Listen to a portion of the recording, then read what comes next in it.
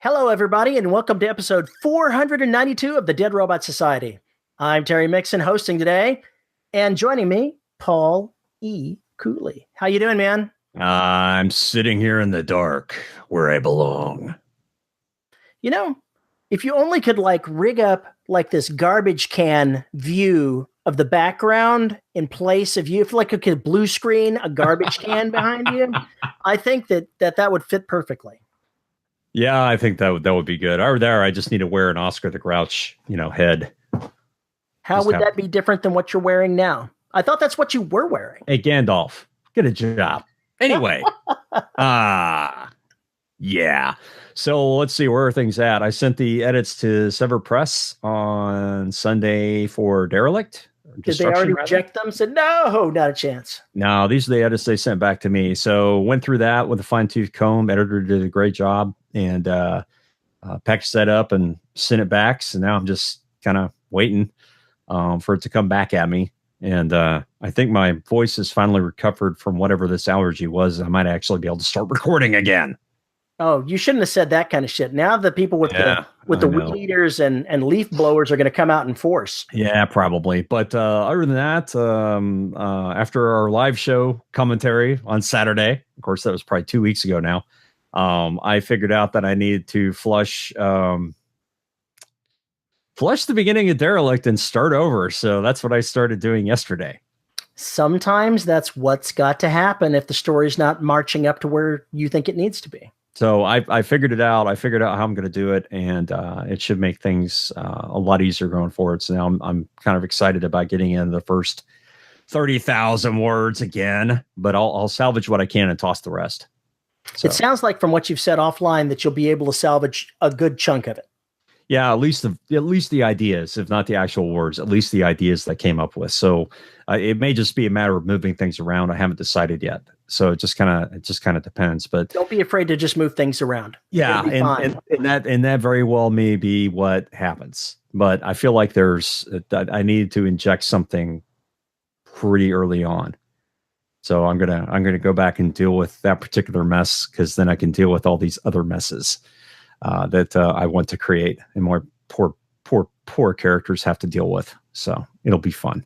It will be fun. I'm looking forward to it. And of course, I'm working on the Black 4. Have you actually gotten back onto that project? I started writing on it the other day for not much reason. because Trident was kicking my ass and I just didn't like what I was doing. I was just like, you know what? Fine. I'll go look at the Black 4. And then I ended up picking up right where it was and kept going with it. And I was like, oh shit, this is bad. So it's a good thing, bad thing. And I'm just going to worry about cutting the first 30,000 words, what I need to cut from it. And I'll just keep going with what I got. So now I know how that story is going to go. So it could be fun. It could be fun to write another Black book. I just have to get back on that horse and change my mindset again.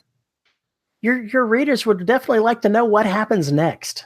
Yeah, I know. They're all over me. It's I just got a YouTube comment the other day. It's like, where's the third book on YouTube? And why can't I find the fourth book on audio? And I'm like, there's no fourth book yet.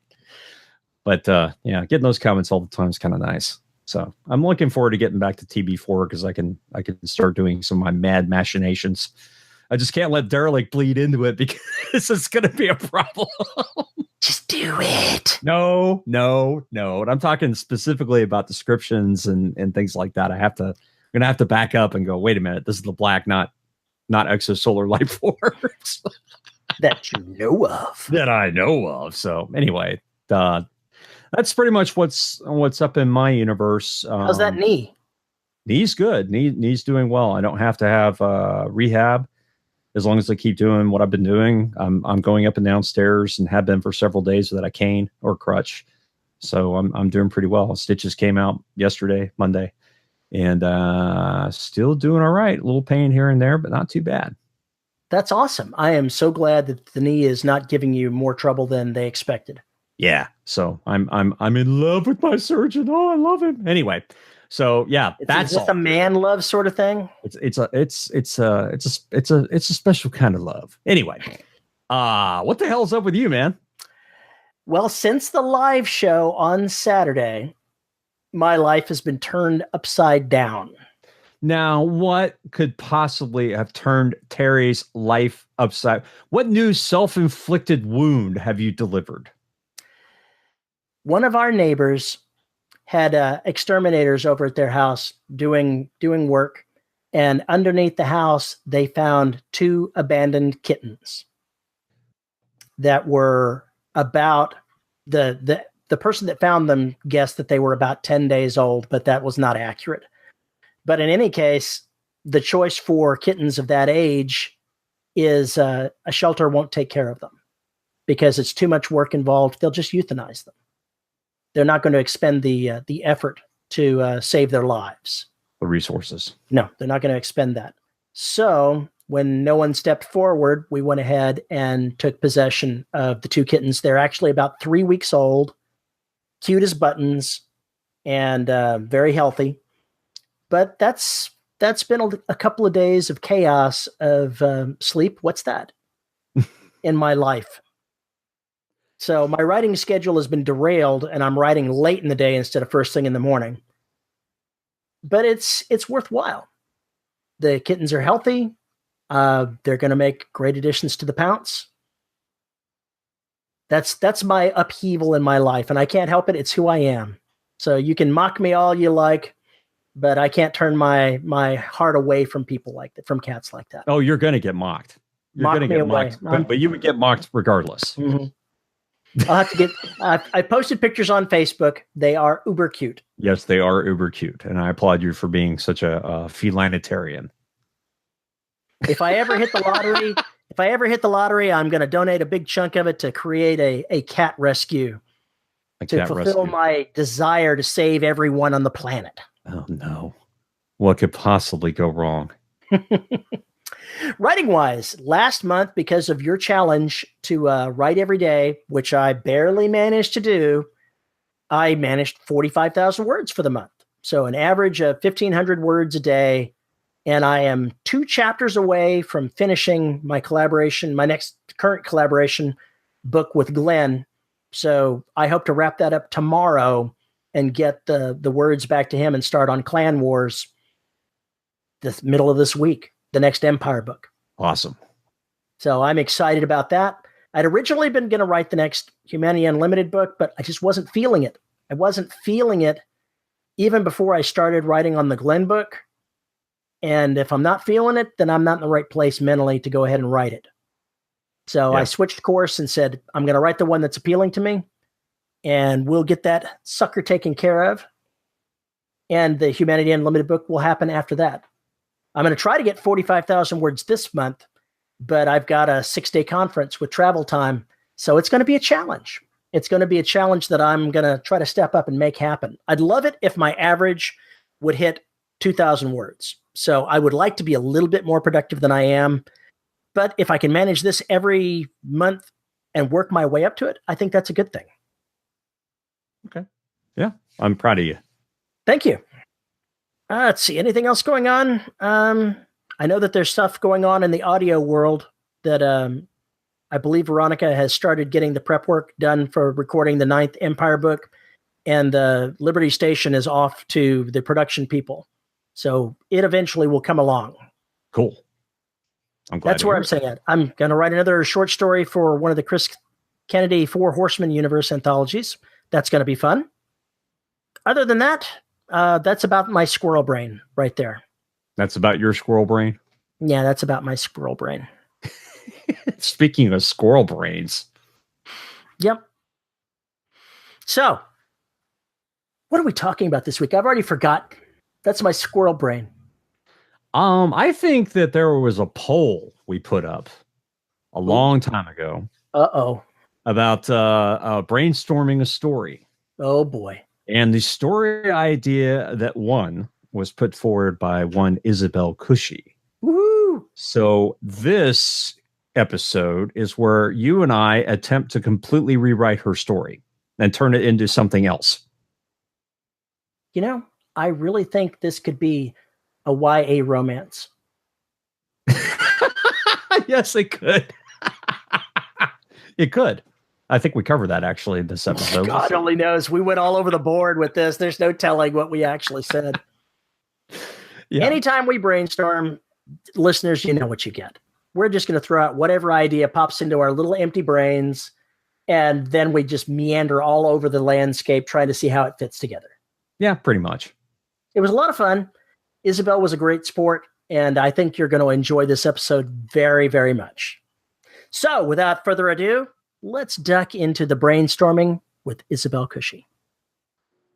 So joining us today is Isabel Cushey, who's come on board to brainstorm her idea that got the most votes in the Listeners of the Dead Robot Society Facebook group. So congratulations on having a really gripping idea. Thank you. And welcome to the show. Oh, thanks for having me on. It's our pleasure. We love to talk, as you might well know. No. So why don't you tell us a little bit about yourself? Whatever you like as a person, as a writer, any deep, dark secrets, well, whatever you want to say. My deepest, darkest secret is that I give you guys money. Definitely the deepest. Whatever you're paying Paul, you're overspending. Hey. Jeez. Wow. Continue. So yeah, I am a writer who has recently finished my first full novel, and am currently working through the querying process for that. But now that that's done, I'm just looking to just start on something different, regardless of whether or not the piece that I have just finished actually winds up going anywhere. So yeah, my current plan is to just do what I can, what I need to just keep making writing a thing. So can I ask what is there a particular genre your first book was in? Science fiction, specifically subgenre of cyberpunk. Okay. Gee, why am I not shocked? Based on the conversation we just had. Based on the altered carbon discussion we just had, sure. I was like thinking, I wonder why she didn't try and brainstorm a cyberpunk book. So we see you're wearing a jacket with NASA patches all over it. You must be a rocket scientist. Yes, I am. I am a rocket scientist in real life. Somehow I find the time to write novels, despite this. Being a rocket scientist. So what do you do as a rocket scientist? Space. I do space. I'm going to let that one go. I meant, what is your specific area expertise if you have one? Otherwise, I'm just going to sit back in my ignorance and try not to say a goddamn word else.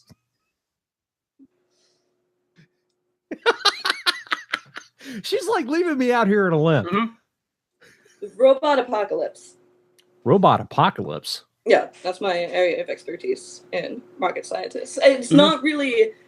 We use the whole, NASA thing as a front. Yeah. It's like I used to work for the department at NASA that faked the moon landing. It's totally real. Gotcha. Okay, fair enough. I am not a rocket scientist. I am writing full-time because I moved recently to Canada with my husband, who got work here. And I didn't have a job upon coming here, and I had to work toward permanent residency. And so I kind of had a large gap in my life where I didn't really have anything official to do. So I figured it was a good chance to actually really work on my writing and try and make it into a career. So yeah. Cool. Awesome sauce. So why don't you spend a couple of minutes telling us about the book that we're going to be brainstorming? What you have it as an idea for, things that you might want to talk about, things that you've already decided to start talking, and when you're finished, we'll go ahead and start inserting our crazy ideas, and you can just start saying no. Love that. Remove everything Terry said. Yep.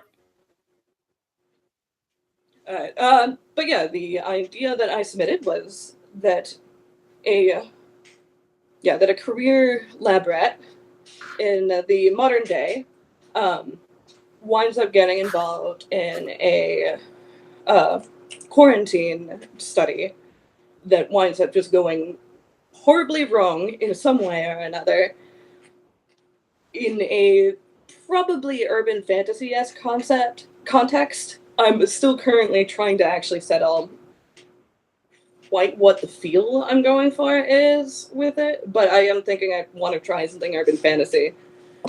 So yeah, they go into this quarantine study and just stuck in this medical center with other just oddballs who would do this sort of thing for a living on purpose.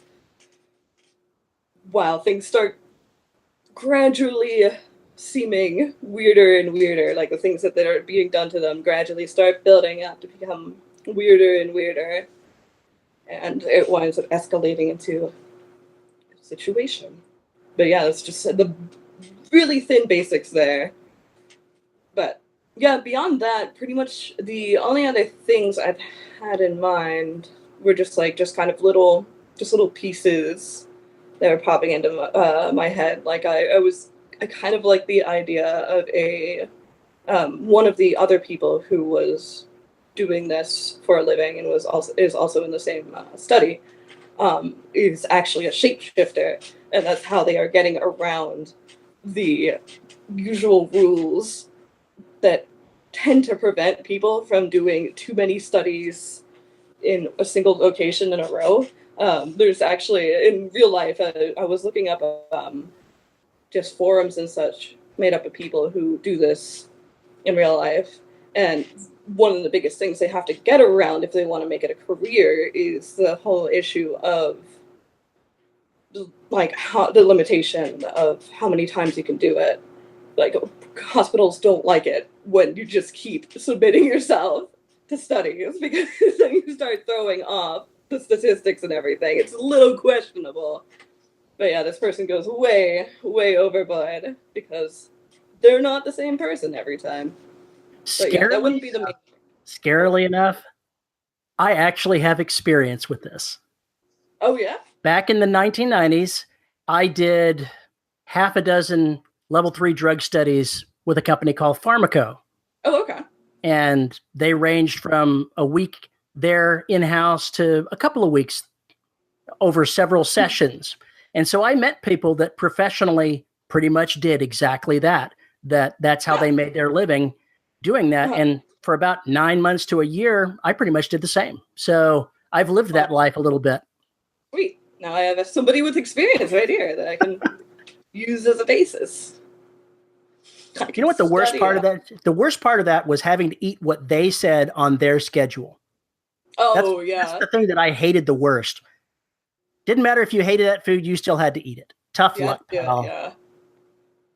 Hospital food, but even worse, because at least when you're like in a hospital, I don't want that garbage, I want that garbage. But I'm assuming the study that, you just get that specific garbage. No choice in the matter. It's totally true. So listening to this a little bit, I'm having trouble determining whether or not the strange things happening you're talking about is a strange things horror or a strange thing, other kind of strange thing.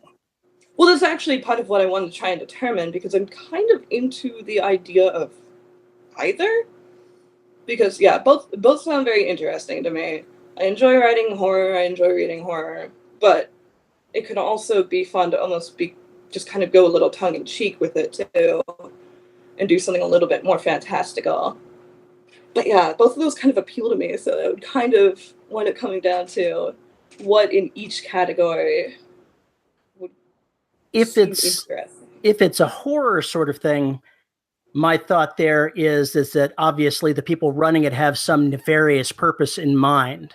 Yeah. If it's something else, then perhaps their drug is bringing out latent urban fantasy type characteristics in people that never knew they had them, that kind of thing. Mm-hmm. Yeah, it was actually one thing I was considering was just in a general sense the possibility that the drug or whatever it is they're testing, probably a drug, is doing something that nobody expected it to do whatsoever, or somebody on from the outside, in fact, maybe even switched out what was going on there to test something that nobody whatsoever in the in the facility was aware of. And so when things start getting weird, nobody has any idea what to deal with it. And so like the hospital staff is like trying to come to terms with like how to keep this just calm, try and keep everything under control while also trying to look like they're not completely fucking everything up in every like way possible. Just try and just make it look like this is entirely on purpose. Mm-hmm. It's entirely easy to imagine how they would go ahead and have somebody outside slip these in, because most drug studies that are done are double blind, where not only do you not know what you're getting, the doctors don't know what you're getting either. It's somebody outside that set of groups that has provided the medication. It's labeled with a specific number for a specific patient. And so the doctors that are on scene literally have no idea whether you're getting the placebo, you're getting that drug, whatever dosage you're getting, they have no idea. So it's totally easy to see how that would work. Yeah. If this was sort of urban fantasy, you could have someone trying, maybe they've selected this group of people because one person in that group they know has some type of paranormal something, and they want to test this on this one person. So they may already have knowledge of them, or they may just be trying to troll a larger group of people to find someone with specific characteristics that they suspect are there. Yeah. I feel like the first one might have a few issues, mostly because of the whole nobody knows if they're getting a placebo or the actual thing issue. Because if there's one person who has a particular trait, they might just wind up with the placebo. And even if like something is set up ahead of time, I feel like it'd be very. I mean, yeah, you could still probably work in the idea of somebody setting it up ahead of time so that they definitely don't get the placebo.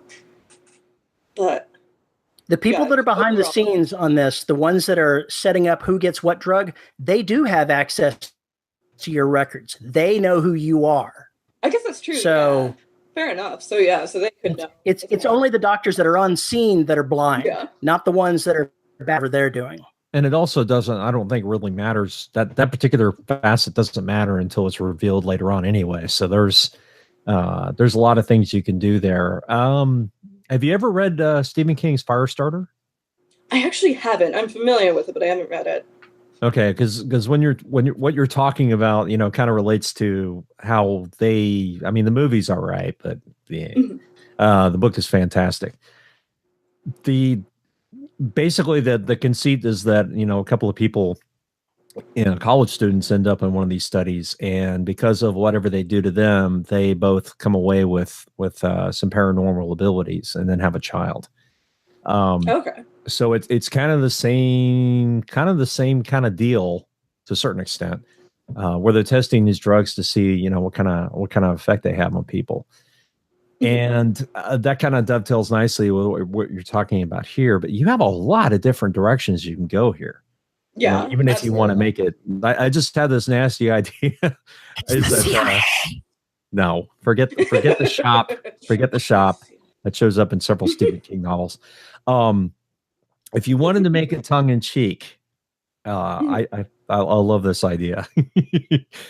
Maybe the person has been so inoculated with so many drugs over the time that whatever they're testing her for, she ends up being toxic to everything, whatever that, they're testing her blood against known pathogens or whatever, and it just kills everything. It just wipes out everything. Could be funny as hell, especially if they're doing stuff like, testing it on fantastical creatures. The person could have no idea what's going on, and then later see these just, these torpid monstrosities that have kind of lost their minds over the time. Or every time they inject her with this drug, something new and strange happens, and then they try and track down what it is, depending on who the character is. Or depending on the drugs that you're giving them, the long-time study participants, the ones that try to make these things into careers, sequence of the drugs that they've been given, have been designed to change them in some way, or just accidentally change them in some way. Yeah. And so you've got somebody that's on the outside of being changed because they're not a professional drug study person that is seeing these sort of things happen to the people around him. Yeah, and then maybe just thinks they're living in a hallucination. Is it a delusion or is it real? This is a very, very fertile area to play in. Now, when you say a quarantine study, do you mean the entire book takes place in the medical facility? It probably would, yeah. It'd very much be like a sort of bottle story situation. Okay, then do you foresee that breaking out into the main medical facility and affecting all the people who are not in the study? Very possible, yes. Okay, so yeah, you've got a lot of things you could do in the third act. You know, in the final portion of the third act, you could really go insane. Regardless of whether you want to go tongue-in-cheek or horror, or just make it, suspense thriller with whatever. You have a lot of I like that. You have a lot of opportunities to just make it go crazy. Mm-hmm. I like this. Actually, going back to the breakout thing, there's just this really small thing that came to my head at one point where the main character actually has she normally lives out of her van, and in a previous study she had actually broken out a pair of lab rats that she grew particularly fond of. She stole a couple of lab rats and she keeps them in her van. But during studies, she needs to, feed them and make sure that they're not completely lonely if she's staying inside all that time. She doesn't know very many people because she's a weirdo living in her van. So she winds up setting up this system that allows her to feed her rats and talk to her rats from her phone. But I was thinking that maybe something could also come up at one point that causes this to stop working. She is not able to actually feed her rats, and she starts freaking out about this. It needs to get out. She needs to find a way to get out to the parking lot, to get to her rats and feed them, and fix the whole situation. But she can't let anybody know because it's entirely against the rules to get out. Mm-hmm. And so I don't know, that could be something that could be played with theoretically.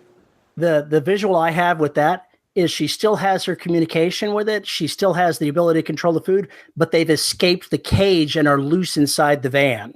Yes, that could work. Yeah. Just eating everything. And it's chewing on the back of her seat. They're ripping out stuffing. They're just going nuts in there. And she's like, I can't get it. I can just see it on my phone and I can't go back to the cage. No, they're not going back to the cage. Or, if it's a fantastical setting, why aren't the rats talking? I guess that's why aren't the rats the heroes of the book? Why aren't the rats the ones that find their way out of the van and come to her rescue? That's right. Instead of her rescuing the rats, they've got to come for her. Exactly. I like this. So basically the rats battle everything. Hell, tell the story from the point of view of the rats. There we go.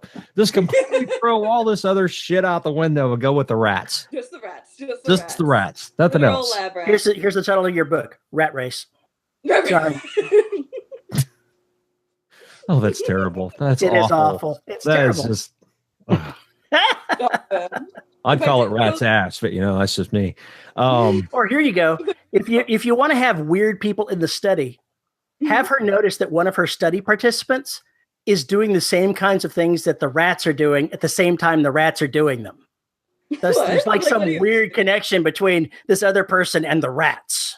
For some reason, establish a kinetic connection to her rats. Yeah. So maybe when they're sleeping, he's sleeping. When they're eating, he's wanting to eat something. When they're just going nuts, he's just all hyper. Just some weird connection. Actually, what could also be funny is if I were to go in the tongue-in-cheek direction, it could just be that there's not actually anything weird going. He's a bit of an oddball, but he doesn't actually have a connection to the rats, but she starts noticing these weird consistencies between what he's doing and what they're doing. She's like, there's something going on there, but there's nothing going on there. So that's just plain old projection. The conspiracy where there is no conspiracy. Yeah, so that's another thing. Is this person delusional? Are they on the edge? Are they logical? Are they cogent? You know, what kind of?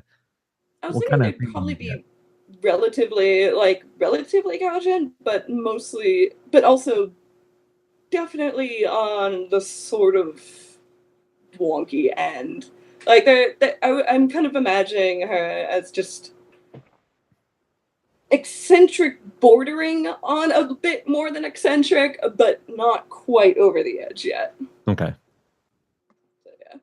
Yeah, depending on how crazy, depending on how many personality quirks you decide to give this character, you have a lot of opportunities to play with what is reality. You have a lot to play with how people react to this person before they're on the drugs. So you've got a lot of different ways to go here, and that's just, I love it when that happens. Yeah, especially when you're not sure. Yeah, I feel like I could have a lot of fun with just general paranoia. I feel like I could definitely play with the aspect of paranoia, especially it works especially well, I find, in bottle settings too. Bottles. You could have her seeing somebody inside the study, always with their head down, talking to somebody that works there at the hospital, thinking that there's something, really off going on. And what the person is doing is he's bribing somebody to bring him pizza. And then the pizza winds up becoming a vital. That's right. Then you find a pizza crust. I can see the head doctor coming in, waving this piece of pizza crust around. Where did this come from? Oh no! The person starts to change, and the doctor looks at him and goes, "You ate the mozzarella." That's a totally different genre than I was going for, but sure. I don't know. It still sounds pretty tongue in cheek, even if the doctor's waving the pizza crust. True. I like the idea of the mozzarella, though. Do you have something against mozzarella? Absolutely not. I definitely have nothing against pizza. I'm just saying, Wait, did you say food you have a thing allergies against pizza? Who could possibly be against pizza? Are you one of those perverts that puts pineapple on your pizza? You were breaking up briefly, and I heard something horrifying for a second. No. What'd you ask, Terry? Am I one of those what? What he said was he was one of those perverts that puts pineapple on his pizza. That is not perversion. That is not perversion. Oh, no. Might be perversion. Oh, God. Now, if you're putting eggplant in your pizza, you need to be shot, tarred, feathered. Eggplant. Are you trying to make a vegan pizza? I think they exist. Eggplant parmesan? Oh, I can't stand eggplant. I can't stand eggplant. Oh, fine. Ugh. All right. Ugh. Really, a lot of the ideas that can go forward depend on the genre that you're going to be in. Depending on which way you choose to play it. If this is a horror, then all of the things that you're going to be deciding are going to be based off of raising the tension and the horror aspect of this. If you're playing it as an urban fantasy, there's going to have to be some other thing going on that is going to be driving everything. Well, that's true of horror too. Something has to be going on that's driving the events inside the hospital. Oh, yeah. And depending on which genre you end up in is really going to be which type of suggestions we can throw at you. Maybe we want to, since we can't make up our minds, maybe we want to spend a few minutes talking about each genre and coming up with some ideas that might fit if this book is in that genre. Yep. Yeah, that seems reasonable. Yeah, so I guess, just since we've been talking a good bit about the tongue-in-cheek options, what would be, some general horror-based ideas as far as, just the general basis goes of what's behind everything, what's everything adding up to. Well, a lot of medical thrillers have the idea of unscrupulous people testing out illegal drugs, trying to get around the FDA's restriction, things that are not safe for the people that are involved in the studies. And so if you're doing horror, you could start off with something like that and then have it take on if you want supernatural horror, you could have it take on some kind of supernatural overtones. If it's just, Hannibal Lecter is the guy behind what's going on, then you'll have people start disappearing. Yeah. Potentially. It depends on whether or not it's all supposed to be a mind fuck. Mm-hmm. Are you saying that they're not really disappearing, that the people are just taking people out of the study and making the others think that they're No, I'm simply saying that but depending on the manipulation, psychological manipulation of the doctors, you could basically turn them all into complete stark raving homicidal lunatics. Well, there's been some studies done where they split groups of people into guards and prisoners. Stanfield prison experiment. Mm-hmm. Oh, yeah. And so if you look at that, maybe this isn't a study of the people that are doing the study. Maybe it's a study of the doctors. Maybe they're being psychologically manipulated in place of the people that are in the study. That could be potentially interesting. So there's going back to the third party concept, I guess, where there's the patients, there's the doctors, and then there's whoever is on the outside there. Probably some company, probably some sort of CEO situation there. No, it's Jigsaw type people. Just straight up, yeah. I mean, who basically choreographs the research study with the doctors, chooses the doctors who are going to be in the study, yeah, or the patients, whatever it is. Yeah, and I mean, then in that case, you'd still need a. Yeah, go ahead. I was just saying, in that case, they'd still need a front of some sort, Yeah. though, because the doctors would still need to be able to look at that and be like, oh yeah, this is somebody right we listen to. Yes, that would still be a good part of that, but you could basically turn that on its head. Robin Cook, I think that's the author's name, made about his entire career off of those types of medical thrillers. Mm-hmm. I think it's Robin Cook. I could be wrong. I'd have to go look it up, but I've read several of those and they're quite good. So that's a good basis for how to do some of these books in a way.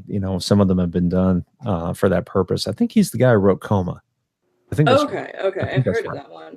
Yeah, I haven't actually really read any medical thrillers, which is a bit of a problem here. I should probably get into a few.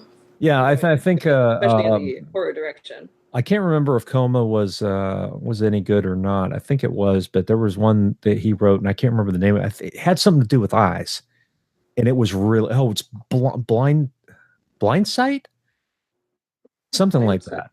It's been like 20 years since I've read it, but anyway, go look at Robin Cook's IMDb. Amazon author page, and or go pick up a trashy paperback at the used bookstore and give it a whirl. All right. Because I really of trashy paperback used bookstores around here, so I could definitely pick up a few there. There was a group of psychology students that got into trouble because they began conducting experiments on their instructor.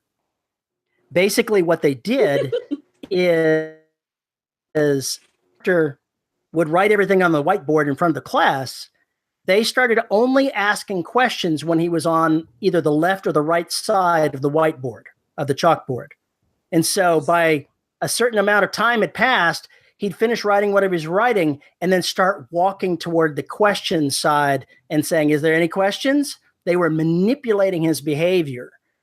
They got into a lot of trouble, as you might imagine, when that came out, because basically professors' heads exploded because of the ethical issues involved with doing something like that.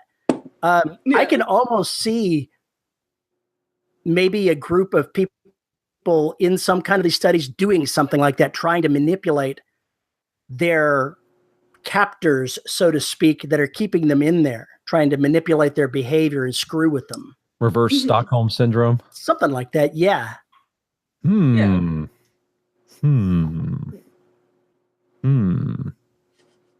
I would probably keep away from too much use of Stockholm Syndrome in this particular one, simply because it was an element in the book that I actually just recently finished in a not unrelated context. So I would probably want to go in a slightly different direction. Okay. I'm just ferreting this stuff away from my future books, so you know. Oh, yeah, make a note, dude. I already have. I was writing all this shit down earlier. On the horror front, there are so many ways to take this. It's just, it gets ridiculous. The pretty much the sky's the limit. If you've got a bottle, if you've got them in a natural bottle, which you do, then you do have control over their environment. You've got control over hot, cold. You've got control conceivably over oxygen, nitrogen, etc. concentrations. You have control over, like you already said, what they're eating, what they're drinking. You have all these different places to play if somebody tries to get nefarious with it, on what they can do to these folks. And maybe that's what sets off the side effects. And I mean, there's all these different ways. And then the question, I guess, to you is, do you see this book as multiple points of view, or very, very limited third or first person? Initially, I was thinking probably first person, but honestly, the more we talk about it, the more open I am to the idea of multiple. And I actually haven't really done multiple viewpoints. Don't do it. That way lies madness. Seems like even it's another reason to do it. One of the things that might be interesting to play with in that, if you're wanting to build up that thriller atmosphere of this, is you've got the people that are inside the study. What if something gets out and makes the rest of the hospital have to go into lockdown? Then they're inside of a lockdown, inside of a different lockdown, or it may be completely unrelated. There's any number of ways that you could go ahead and ratchet up the tension by having this one group must be kept locked away from everyone else, which is in turn locked away. And whatever crisis is on the outside is affecting them on the inside, and vice versa. Or they're in a competing study. Oh, there's two different studies. There's two different studies, and they're going to go to war. And they're in the study that's actually going okay. It's next door that's not doing so well. God, even worse. Their nickname for the other study? Placebo. Or if we're actually going into, like, going back to the whole outside manipulation situation where the highest ups are the ones responsible for everything going completely bonkers crazy, then it could be that both, like, there are these two studies that are right next to each other on purpose. Right. This is probably completely, this is undoubtedly completely unrelated to anything that we're talking about, but I'm going to say it anyway. Imagine going ahead and having two studies that are involved with identical twins, half in one study, half in the other study, and then people try to sneak across to get into the other study, and nobody could tell because they're twins. Oh boy, the places that would be hard to gather people for. It would be. That would be very difficult to do. And then you've got somebody that's secretly a triplet. Dun dun dun. Oh, sorry. Yeah, the one who's running the study. Anyway, that's right. The third brother is the one behind the study. It's J.C. Hutchins's seventh son, so completely on its head. I see how this works. Yeah, there's just a lot of opportunities you can do there. You can make it into the standard, quarantine type situation like that, that particular movie, whatnot, or make it into Outbreak. There are several different ways you can do that. And if you're using multiple points of view, you can use the people who are inside the study. You can use the folks outside the study. You have the chance to show what's going on from multiple points of views, and then see how they're intersecting. Yeah. Yeah, I'm currently really feeling the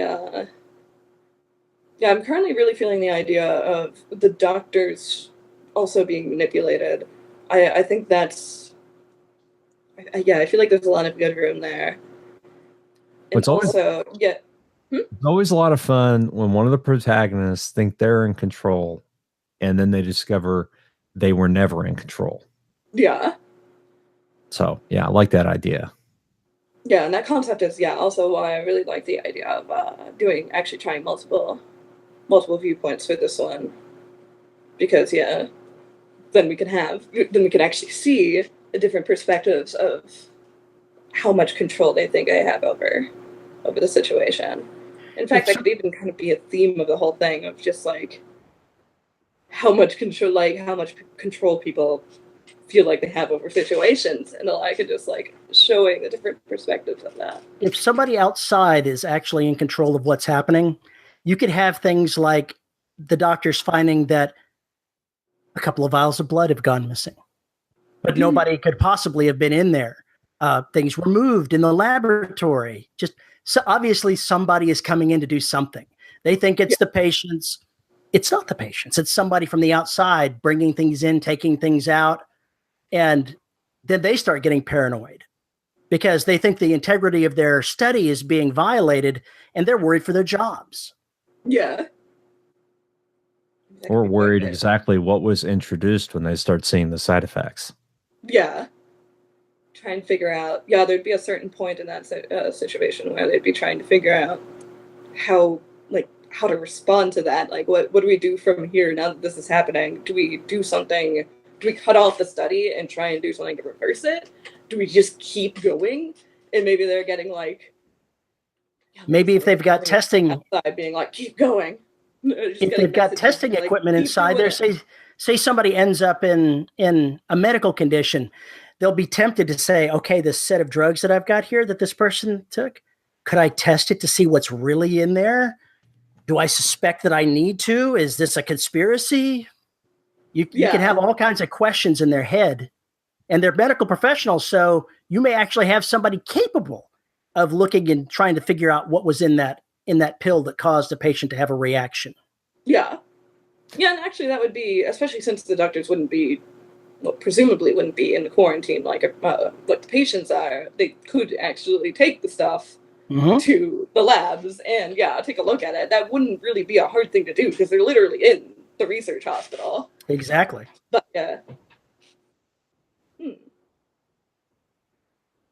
I'm still also definitely feeling the idea of like two separate studies existing in the same place, and that like somehow culminating into something like the expectation that yes, at some point these two studies will merge. They are directly related. They are part of the same study, but they don't know that.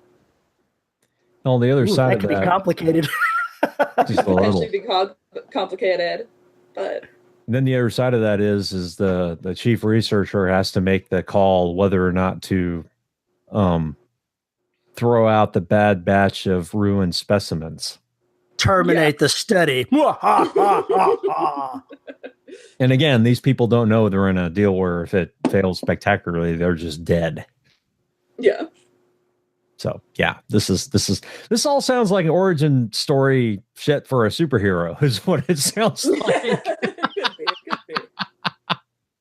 The world's most awkward superhero with all these odd side effects. It's like, yeah, sure, I can fly, but also occasionally I just break out in horrible rashes. Or if I eat too many beans, I fart fire. Yeah, there we go. Propelled by flatulence. There we go. Yes. Wow. What if there are people that have been in previous studies of this on the outside and they start disappearing? The people inside, know these people because some of them are longtime drug study participants, and they just start getting word that, hey, my friend, he's not answering his phone. Now the other friend went to check on him and he's not in his apartment. Oh wait, now my other friend is gone. What's going on out there? And of course, that's the other question. Are you going to allow the test participants to have cell phones? Yeah. And they did even in the 90s. Yeah, but what I'm saying is, it depending on the study, they may not want you to have a cell phone. Well, I say that in the 90s, they did allow you to call out. Cell phones weren't exactly a thing, but right. I suspect that they do allow them. I would imagine you can make a study where they're not allowed to have cell phones because there may be a psychological component. Sure, I could buy that. All you've got is coloring books and that's it. Coloring books, that's very exciting. I decided to go for about as low as you could until it's an adult. Yeah, I would have to actually, I'm kind of curious now how often they are actually removed in situations like this.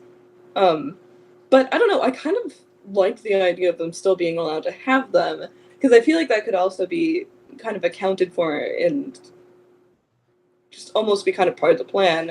And it could also be used actually for tension, because if you're going back to, if I were to say do the thing where people that they know are going missing, like people who had done previous studies with this group are going missing, then they could notice, like the people who do this as a career could notice on the forums they frequently take part in, that these people are going quiet, or there's some like weird rumors going on about the outside. So it could kind of introduce some outside elements into the otherwise very internal. Yeah, the characters discover that all those text messages they've been getting from their friends haven't been from their friends, because their friends are dead. Yeah, something like that.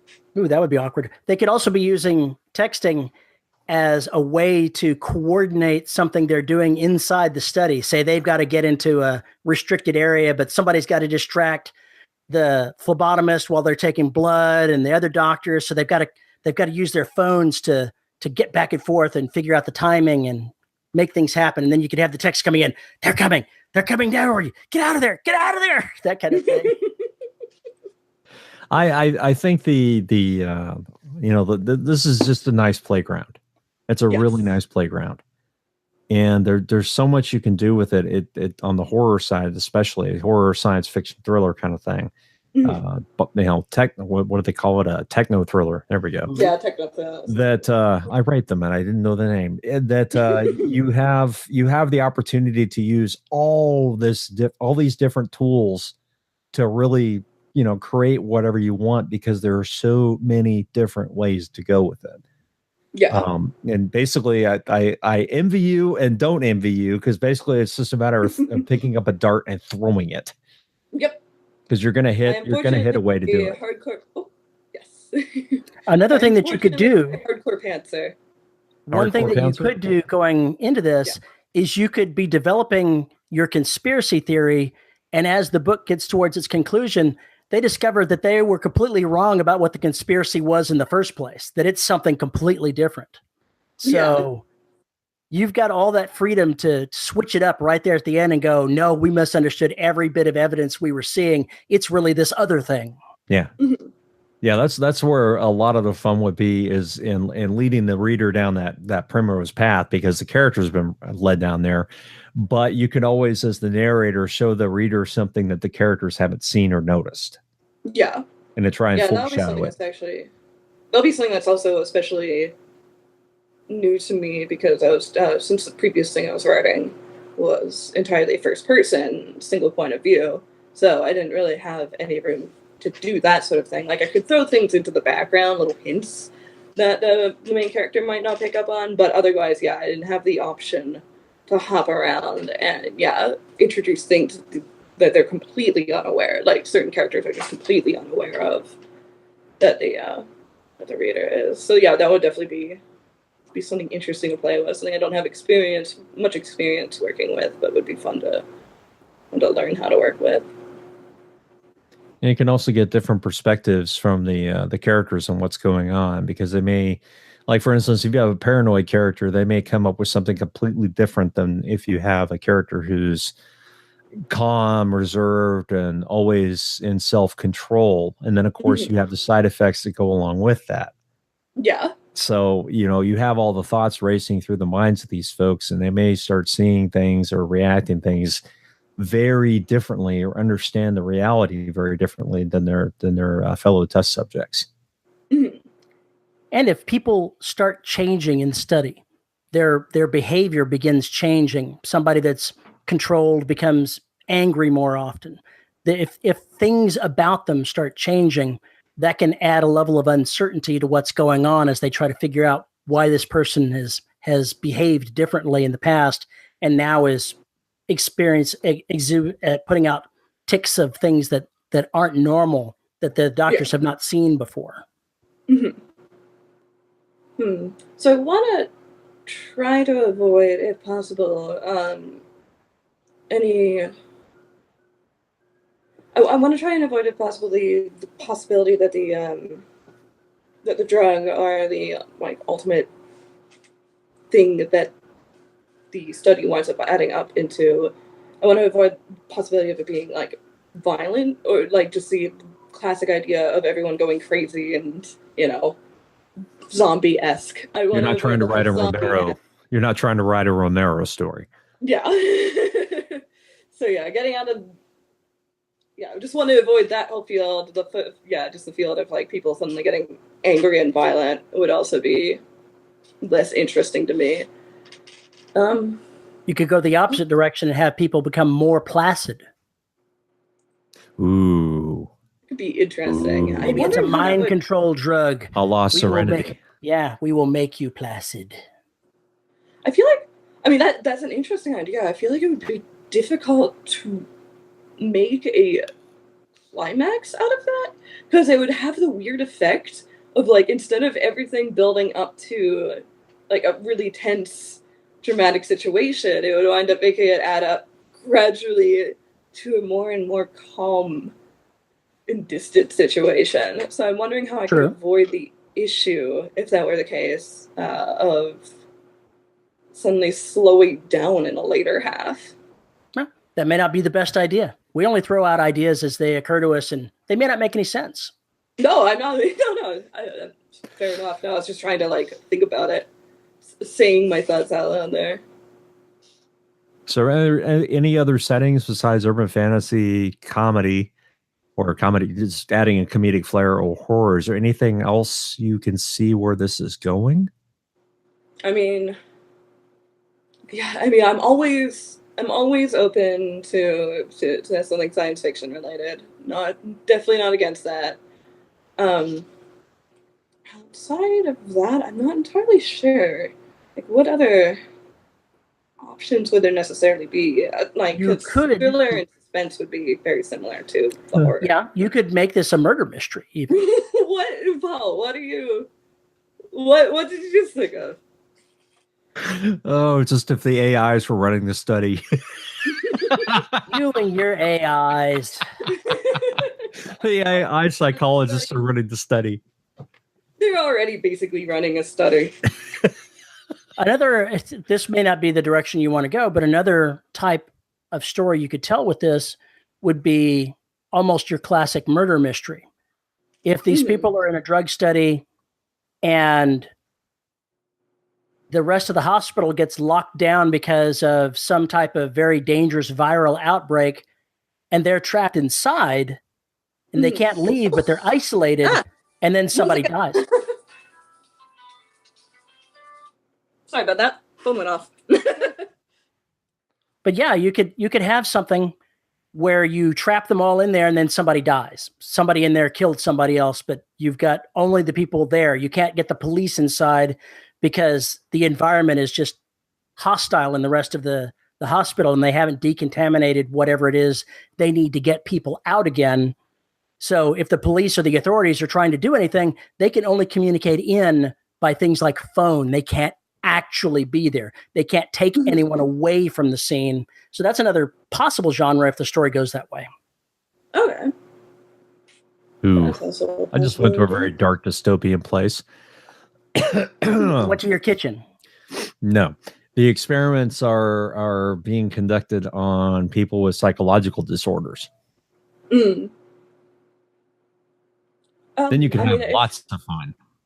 The one that would get into, I mean, I guess it could work out any way I really wanted to. I could basically just build my own world there. I don't necessarily have to have things go by the actual rules. My first thought there was that, like, how would they make a call? I mean, it just wouldn't be a very reliable study if you had, like, several people with different disorders in the same place and trying to get actually usable information out of that. Like, that would be some weird statistics. Well, maybe the drug is one that's meant to help multiple conditions. So they have to have people with numerous different conditions to test how it affects them.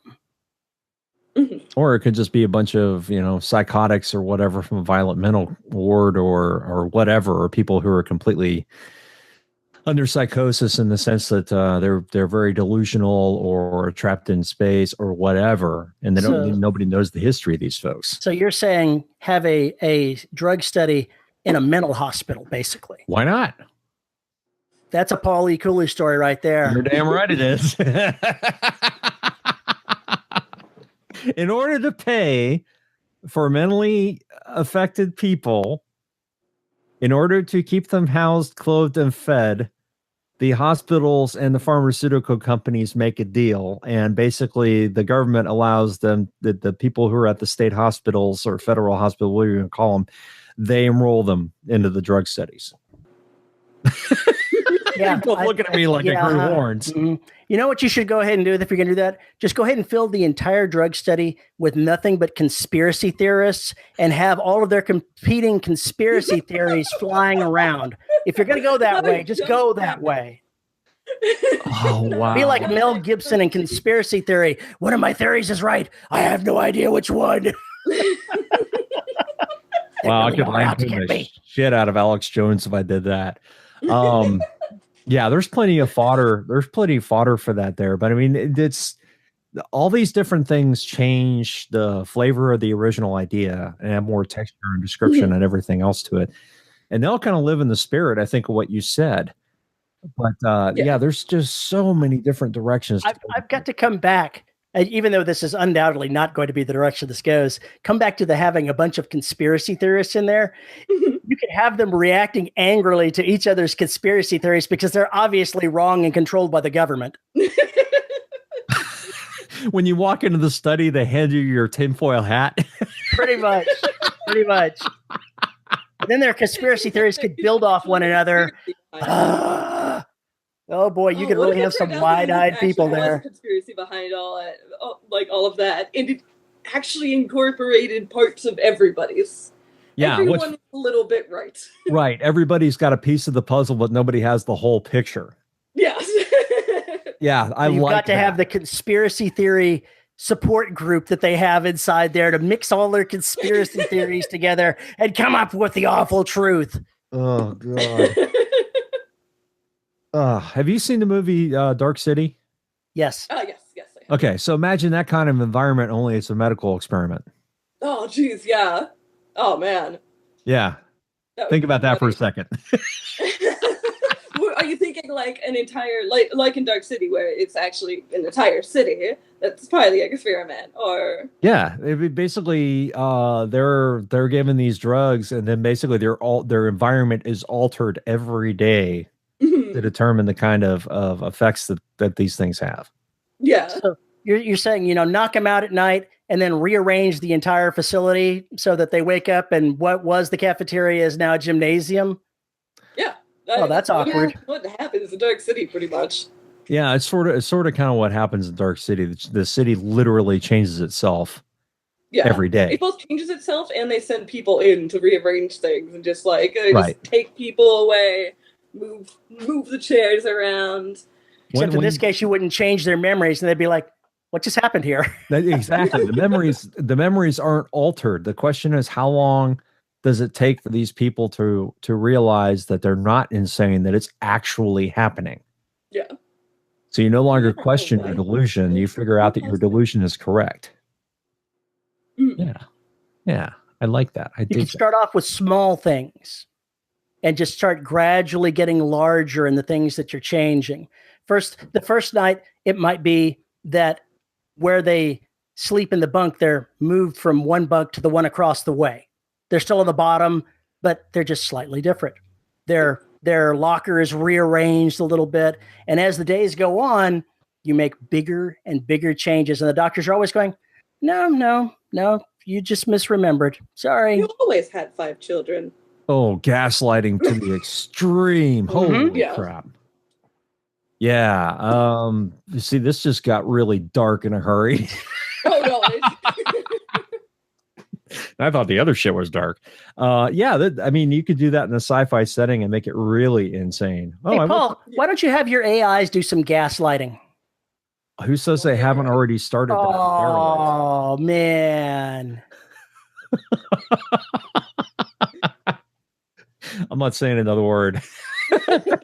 Until you've read Destruction, I'm not saying another damn word. I like that idea of the technology being used to manipulate.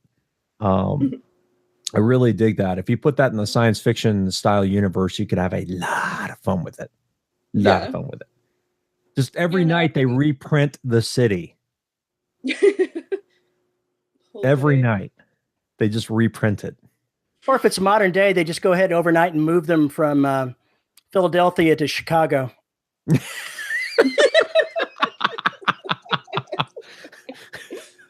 I was thinking of little things like you normally wear pajamas and you wake up naked in the same bed, but without your pajamas going. And now leave them in the pajamas. Just change the color of the pajamas. Well, that's the way it would start. But then it becomes the next morning, hey, where are my pajamas? You've never worn pajamas. You've always slept naked. I feel like if I normally wore pajamas and I woke up and found that I was naked one night, I would just conclude that I had gone out and had a wild night and I went home and don't remember it. I mean, I feel like that's easy to explain away. Exactly. And then it starts getting weirder and weirder. Give them a different cell phone. So it's no longer an Apple, it's an Android. Or it has... You wake up the next morning and the pictures of all your loved ones are different. Yeah. But you remember them that way? There's all kinds of weird things you could do in a novel if you're going to be starting to gaslight people. Wow, we just took this in a very subtle. We just went completely off the rails as we were expected to. So everything is normal. Yeah, I think you've got a winner here, no matter how you want to do it. And you know, I would not be afraid to steal. I'd steal like crazy from the books or movies you like that have these kinds of situations to it, because it's so much fun. Yeah, and as you said, I should definitely pick up some fun like medical thrillers. Robin Cook, Blind Sight. Pretty damn sure that's the name of it. Sure. I feel like I have heard of that. I feel like I've seen that one around recently. So I'll see if I can find that. As I said, there's a lot of bookstores around here, so I could definitely just poke around and find things. I'm sure I could find some fun stuff. So yeah, I'll definitely do that. And yeah, there's so many of these. There's so many ideas we touched on here that are exciting to me. So I could just play with all of them. Even just like start writing a couple of them. Just like write a first chapter for a couple of different ideas. Decide which one I had the most fun writing. Write a couple of scenes. Just explore a couple of scenes and see what excites you about them, and maybe make a mashup of some kind. Yeah, mashup is definitely possible. Like as Paul was mentioning, techno thriller would be able to. The techno thriller genre in general would be able to incorporate a lot of different ideas. Those pills you're taking, those were actually nanobots that are being put into your body.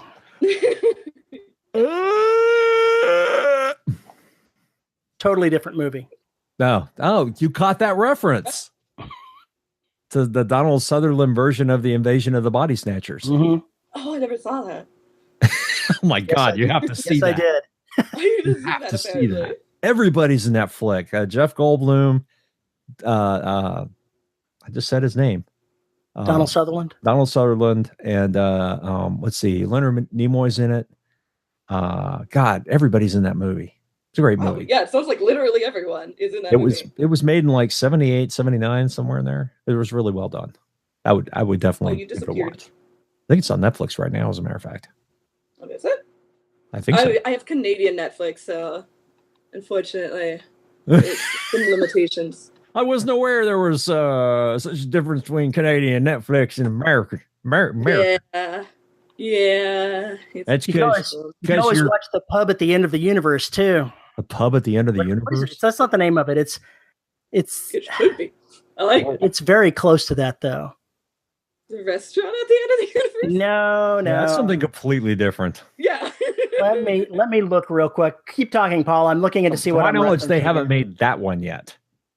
Hopefully it's about these guys that go on this pub crawl, and it's aliens that are out there. They have to complete the pub crawl to get to the last pub at the end of the universe to save everything. Yeah, the end of the world. I love that movie. So that's like a sort of body snatcher thing. Paul doesn't even know what I'm talking about. No, I know the movie. I just haven't seen it. I did. It was awesome. And it's sort of like Body Snatchers in kind of a way. Isn't that Simon Pegg? Isn't that it was Simon Pegg. Yeah, Simon Pegg movie. Yeah. It's like the third book or the third movie in that trilogy. I need to watch, what was it? Hot something or another. Hot Fuzz. I need to watch Hot Fuzz. Oh my God. That movie, the first 40 minutes of that movie are just set up. And then when it starts to go wrong, it completely unravels everywhere. And now you're like, oh. And then you're like, oh my God, you spent so much time setting up that one gag. Did it end with a car wreck? I think I may have actually seen this. I think I may have actually watched it. I did. I think I did see it. There was a big car wreck at the end of it. Yeah. I can't remember. It's a good movie. It's a good film. It's a good film. We wandered off track again. Since you haven't seen The World's End, you have to. Especially like if you like Hot Fuzz. It also does the whole everything unravels at the end into just total madness. I like it. I love it. All right. Well, before we wrap this up, is there any other aspect that you'd like to talk about? Ah, man, there's just so many aspects here. It'd be hard for me to like actually pick it. I don't know. Guess I'll just have to leave it for now. I think I'm good. You could also go ahead and start a thread in the Listeners of the Dead Robot Society group after the episode airs, and I'm sure everyone else will have ideas to toss into the mix and tell us where we're wrong, because that's what they do. Yeah. Nobody ever tells us we're right. Everything Terrence said. I always figured those were sock puppets that Paul has out there saying I was wrong. No, I don't need to bother with that. No, I've got plenty of other ways to do this. Well, yeah, Isabel, thanks. I'll definitely put something up on the group once it's up, and ask for new ideas. Oh, I'm sure you'll get plenty. You will. Oh, I'm sure. Thanks for coming on and talking with us. It was a lot of fun. Yeah, thanks for having me. This was super fun. Is there anything, any place you'd like to? I know your first book, you're still looking at shopping it around, but is there anything that you want to link anybody to? Oh man, yeah, I'm currently at a weird position as far as being able to link anyone to anything at the moment. Just kind of in between things, but I probably will try and set up a site soon. I am definitely getting to the point where that would be worth it. So yeah, at the moment, I unfortunately don't have anything worth linking, but when I do, I'll put it up on the group. Okay. All I would say is just like keep an eye out. I'll put something up there. People can find my stuff then. Perfectly cool. We could do that. So, folks, if you've got thoughts that you'd like to send our way, do you have a contact where they could send information to you? Email? Would you prefer they do it in the Listeners of the Dead Robot Society group? How would you like that? No, they can send me, yeah, sure, I'll take emails. I will take emails at just isabelcushey@gmail.com, so it's spelled like my name, if it's available there anywhere.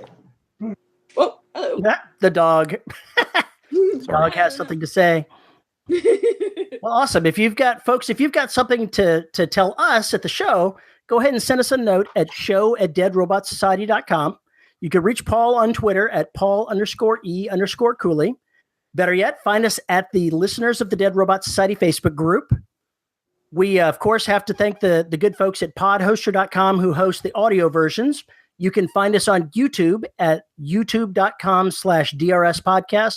And of course, we have to mention the folks who support us, like Isabel does, on Patreon at patreon.com/DRS podcast. Paul, why don't you tell us who's supporting us at the $10 level? Oh, God. I'm sure they've got some good names for you. Come on. Looking forward to this already. And our $10 patrons are for this week: Susie Q. Bayman, Lisa Slack, Nathan, my last name isn't Crosby Cosby. That's a NHL playoff joke.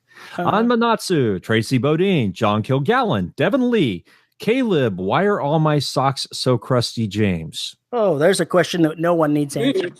Caleb, we have got to get you a date. Nathan, near an ear, a nearer ear, a nearly eerie ear, Petty. God, I slayed that. You suck. Find one I can't do. Drew, kill me twice, Bernardi, Chris Winder, Isabel, you're looking right at me, Cushy, and yes, we are. Andre Conde Moraes, DJ Chamberlain, Jonathan Zarusin, and J.R. Handley. Thanks, folks, for supporting the podcast. We deeply appreciate it. Yes, thank you. And Isabel, thanks for coming on the show. It was a lot of fun. Thank you again. Yeah, super great. Awesome sauce. All right, folks, we will catch you next week. Bye. Bye-bye.